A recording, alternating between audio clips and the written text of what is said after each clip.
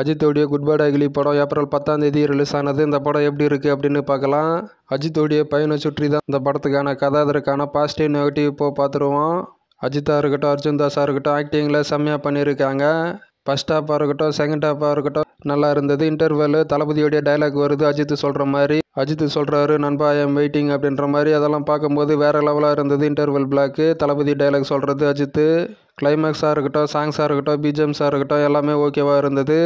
படத்தில் ரெஃபரன்ஸ் இருக்குல்ல, நான் பார்த்த வரையில் இந்த படம் ஃபுல்லாகவே ரெஃபரன்ஸாகவே இருக்குது. காமெடி சீன்ஸ் எல்லாம் இந்த படத்தில் வச்சுருக்காங்க. அதெல்லாம் எனக்கு சுத்தமாகவே பிடிக்கல.